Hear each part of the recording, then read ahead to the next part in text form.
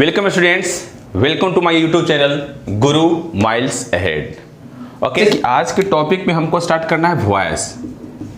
हमको वॉइस से स्टार्ट करना है, तो वॉइस के इस टॉपिक को हम लास्ट तक देंगे, एंड तक जाएंगे, ताकि जो कुछ भी हम इसमें भेज रहे हैं, जो कुछ भी इसमें हम आपको बना रहे हैं, तो उस चीज का आपका एक एक वर्ड और एक एक सेंटेंस का कॉन्सेप्ट क्लियर हो।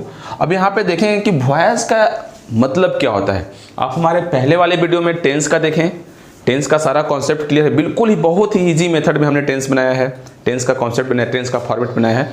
तो उस चीज़ से अगर आप अवेयर हो चुके होंगे, स्पष्ट हो चुके होंगे, तो आज हम वॉइस देखेंगे। वॉइस के साथ साथ बहुत कुछ जुड़ा हुआ होता है। नरेशन इसके बाद देखेंगे, कंपाउंड सेंटेंस देखेंगे, डिटरमाइनर्स देखेंगे, पैसेज देखेंगे। तो मेरे चैनल पे आप सारे तरह की वीडियोस पाएंगे, ग्रामर से रिलेटेड, इंग्लिश ग्रामर से रिलेटेड, जीएस से रिलेटेड बहुत सारी वीडियो आपको मिलेंगी। तो यहाँ पे हम लोग आज वॉइस के बारे में देखें। तो वॉइस का हिंदी क्या होता है? तो वाच्य होता है। क्या होता है? वाच्य। ठीक है, वॉइस का हिंदी क्या होता है? वाच्य।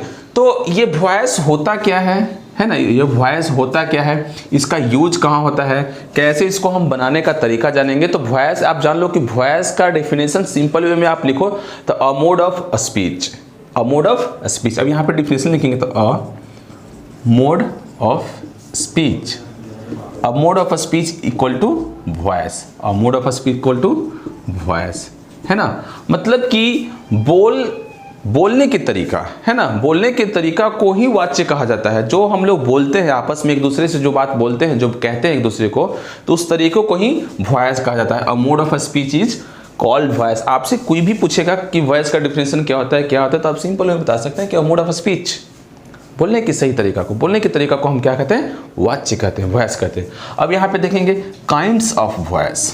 अगर आपका कॉन्सेप्ट क्लियर नहीं होगा तो आप मुझे कमेंट करेंगे, यहाँ तक कि आपको हम टोल फ्री नंबर देंगे, उस नंबर पे आप कभी भी फ़ोन करके भी पूछ सकते हैं कि सर मेरा यहाँ दिक्कत हो रहा है, वहाँ दिक्कत हो रहा है।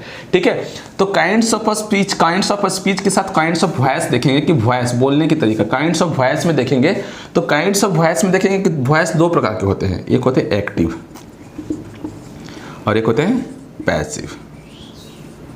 एक होते हैं एक्टिव और एक होते हैं पैसिव। तो यहाँ दो वॉइस तो हम लोग जान गए। पहले जब हम पढ़ाई किए थे तो टेंस के बारे में पढ़ाई किए थे, तो टेंस का सारा काइंड्स, टाइप्स सारा कुछ कंप्लीट किए थे, क्लियर किए थे। तो इसमें हम लोग देखेंगे कि वॉइस की काइंड्स कितने होते हैं? तो दो होते हैं। कौन कौन? तो एक एक्टिव होता है, एक क्या होता है? पैसिव। अब एक्टिव और पैसिव को भी थोड़ा सा डिफाइन करके जान लेंगे। तो सेंटेंस स्टार्टेड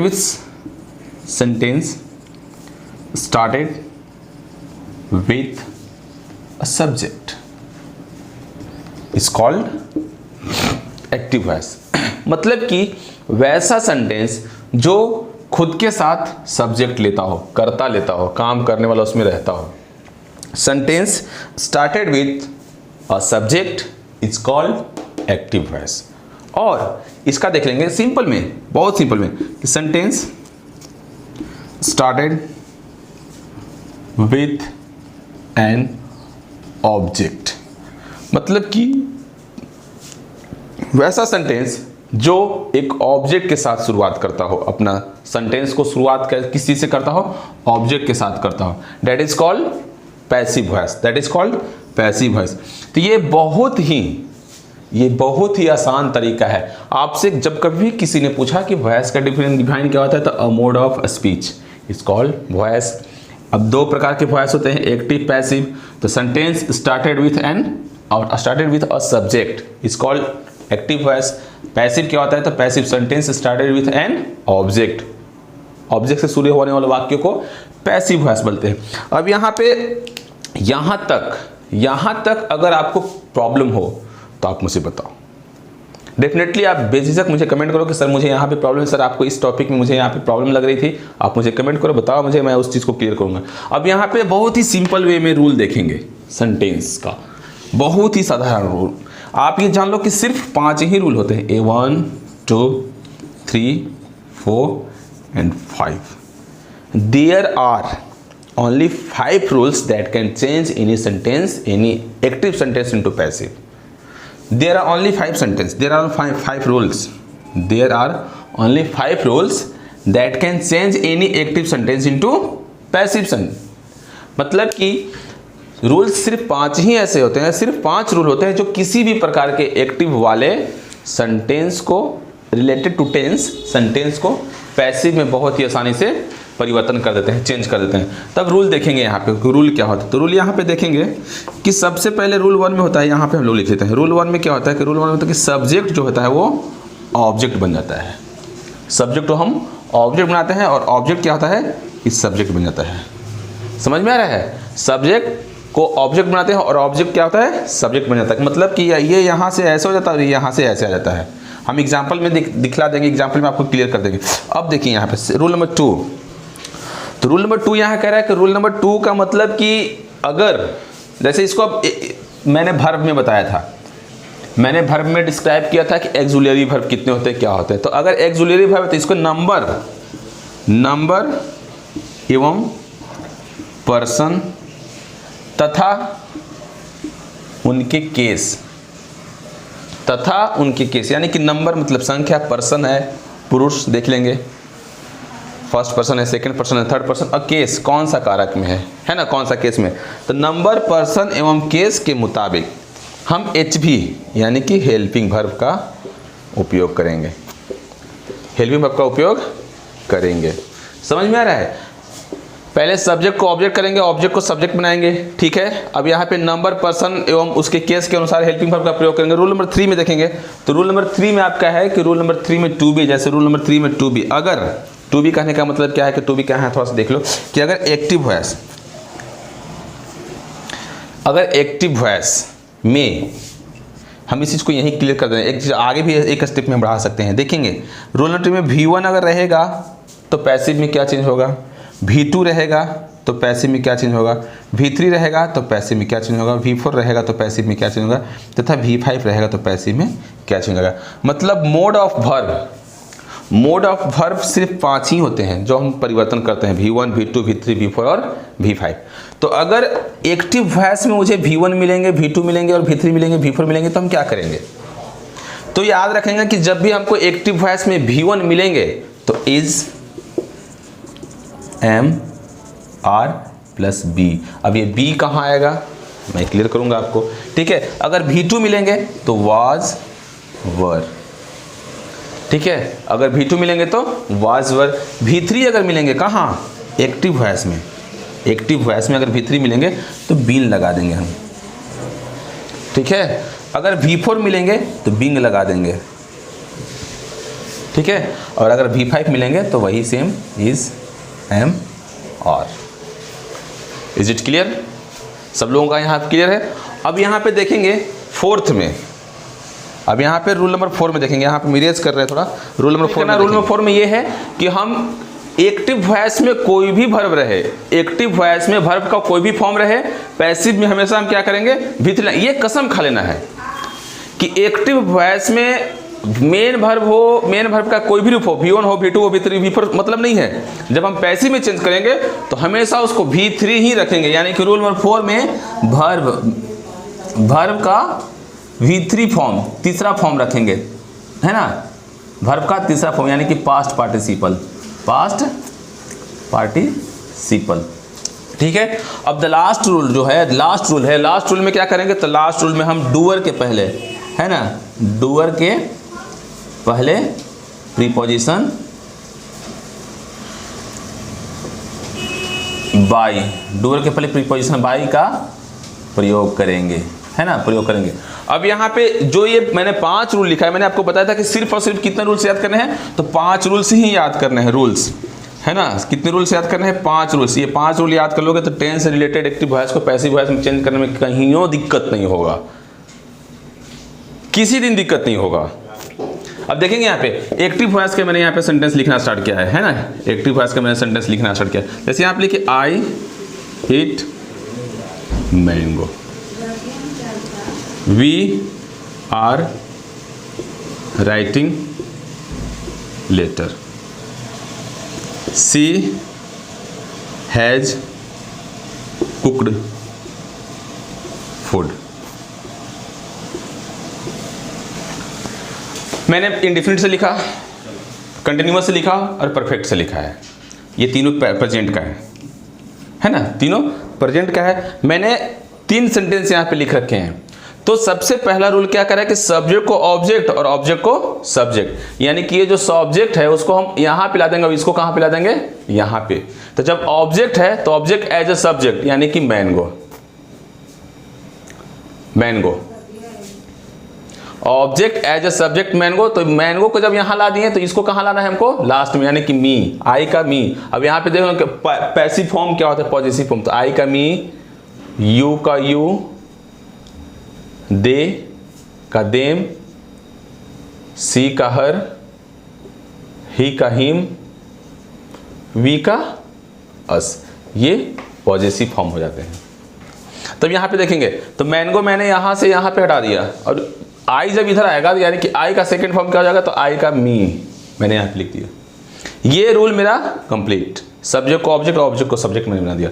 अब यहाँ पे करें कि नंबर, पर्सन एवं केस के मुताबिक हेल्पिंग वर्ब का प्रयोग करेंगे। तो यहाँ पे देखेंगे कि मैंगो सिंगुलर है, प्लूरल है, कितनी संख्या में है, तो यानी कि मैंगो सिंगल है, सिंगुलर है, तो इज। मैंने यहाँ भी डिस्क्राइब किया था कि अगर एक्टिव वॉइस में, एक्टिव वॉइस में अगर V1 रहेगा तो उसके साथ क्या लगाना है, इज एम आर। तो जब इज एम आर हम लगाएंगे तो हम देखेंगे कि इज लगाएगा कि आर लगेगा कि एम लगेगा। तो मैंने यहां देखा कि नंबर इसकी सिंगुलर है तो मैंने यहां पे इज लगा रखा है, ठीक है। अब यहां से यहां तक हम लोग आए, 1 रूल कंप्लीट, 2 रूल भी कंप्लीट, 3 रूल भी कंप्लीट किया। V1 था तो इज एम आर लगा दिए। अब 4th रूल में है कि वर्ब का तीसरा फॉर्म, मेन वर्ब का, यानी कि मेन वर्ब मेरा कौन है, ईट। तो ईट का भीतरी क्या होता है, ईट का भीतरी ईटेन होता है, तो ईटेन, ईटेन। अब यहाँ पे ईटेन मैंने यहाँ पे 4th रूल को कंप्लीट कर लिया है। अब यहाँ पे 5th रूल में कह रहा है कि डूअर यानी कि मी, तो डूअर के पहले प्रीपोजिशन बाई लगा देना है।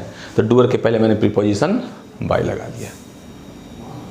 तो यहाँ पे देखेंगे कि मैंगो इज ईटेन बाई मी, आम मेरे द्वारा खाया गया, खाया जाता है, प्रेजेंट में ना, आम मेरे द्वारा खाया जाता है, ठीक है।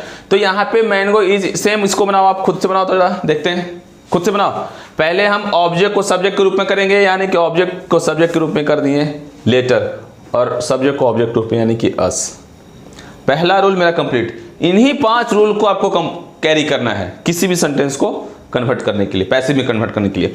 तो यहाँ पे लेटर मैंने लिख दिया, यहाँ पे अस लिख दिया। सेकंड रूल में क्या करें, नंबर पर्सन के मुताबिक हम हेल्पिंग वर्ब का यूज करेंगे। तो यहाँ पे देख लो कि यहाँ पे ING है, तो यहाँ पे बोल रहा है ना कि V4, यानी कि V4 है ना, तो V4 रहेगा तो बीइंग का इस्तेमाल करेंगे हम, यानी कि पहले लेटर के साथ हमको देख लेना है कि इज लगेगा कि एम लगेगा कि आर लगेगा। तो लेटर के साथ क्या लगेगा, इज, ठीक है। लेटर के साथ इज, मैंने सेकंड रूल को कंप्लीट कर लिया। थर्ड रूल में आएंगे तो थर्ड रूल में क्या बोल रहा है कि V4 रहेगा तो बीइंग लगा देना है। तो V4 वहां पे है पहले ही, तो उसमें हम बीइंग लगा देंगे, ठीक है, बीइंग लगा दिया मैंने। अब यहाँ पे रूल 4 में देखेंगे कि वर्ब का तीसरा फॉर्म, यानी कि मेन वर्ब जो है उसका तीसरा फॉर्म, तो रिटेन का रिटेन हो जाएगा, राइट, रीटिंग का। फिर क्या करना है 5th में वही सेम, बाई अस। कोई दिक्कत नहीं, तो इसको आप खुद से बनाएंगे। अब यहाँ पे हमने एक चीज कंफ्यूजन किया है कि बी कहाँ लगेगा सर, अगर ऊपर V1 रहेगा तो बी कहाँ रहेगा। तो V1 तो ऊपर था तो हमने बी क्यों नहीं लगाया, मेरा यहाँ V1 मिला ना, तो यहाँ मैंने बी का इस्तेमाल क्यों नहीं किया। तो ये बी का इस्तेमाल सिर्फ कहाँ होगा, तो फ्यूचर टेंस में होगा।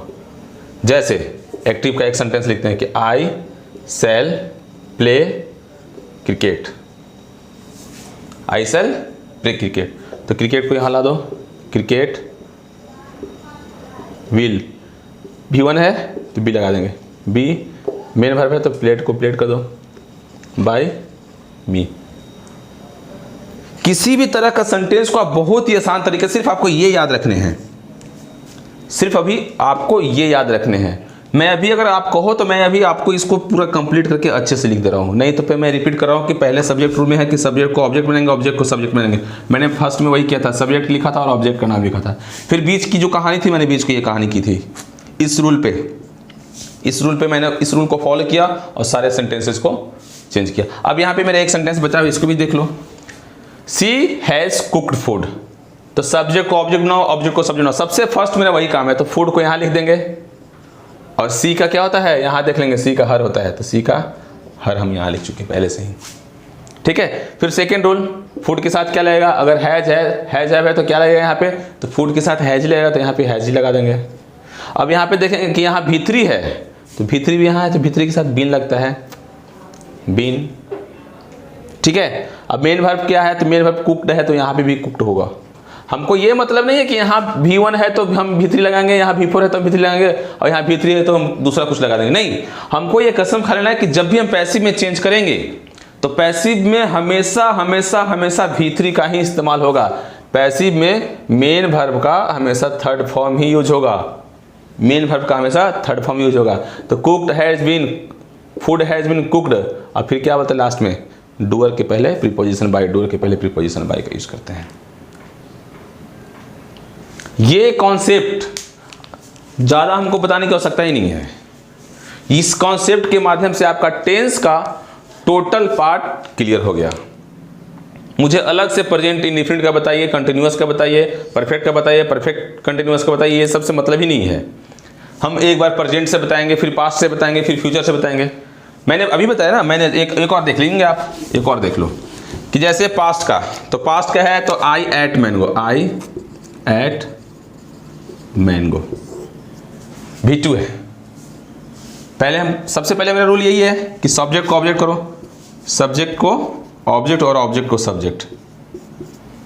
तो मैंगो को यहां ला देंगे और आई को यहां ला देंगे। सबसे फर्स्ट मेरा यही काम है। नंबर पर्सन के मुताबिक ये हमारा लगेगा, तो मैंगो है तो ये मेरा पास्ट है यानी कि V2 है, तो V2 में देखो तो क्या लगाना है, वाज या वर लगाना है। तो मैंगो सिंगुलर है तो वाज, ठीक है। अब यहाँ पे थर्ड में आएंगे, मेन वर्ब का तीसरा रूप रखना है, तो मेन वर्ब यहाँ मेन वर्ब है एट, एट जो V2 है उसका तीसरा फॉर्म क्या होगा, ईटेन। फिर फिफ्थ रूल में क्या करें, डूअर के पहले बाय लगा दीजिए, बाय लगा दिए। मतलब कि मैंगो वॉज ईटन बाय मी, यहाँ पे आई एट मैंगो था, यहाँ पे मैंगो वॉज ईटन बाय मी। तो आप कोई भी वाक्य लिखो, अगर आपको किसी वाक्य का पैसिव ट्रांसलेशन पैसिव वॉइस में कन्वर्ट चाहिए तो आप मुझे कमेंट बॉक्स में आप सवाल राइज कर सकते हैं कि सर ये वाक्य का पैसिव में क्या होगा, ये वाक्य का पैसिव में क्या होगा। मतलब आज की इस वीडियो, आज मैंने वॉइस से स्टार्ट किया था, तो आज की इस वीडियो से आपका वॉइस टेंस से रिलेटेड सारा वॉइस कंप्लीट हो गया। टेंस से रिलेटेड कोई भी सेंटेंस का वॉइस आपका बचा नहीं है, वो सारा कॉन्सेप्ट इस फिफ्थ रूल के माध्यम से सब कुछ कंप्लीट हो गया। अगर आप मेरी वीडियो को देखते हैं तो आप लगातार मेरे वीडियो को देखें और लास्ट तक देखें। लाइक, कमेंट करना नहीं भूलें। धन्यवाद।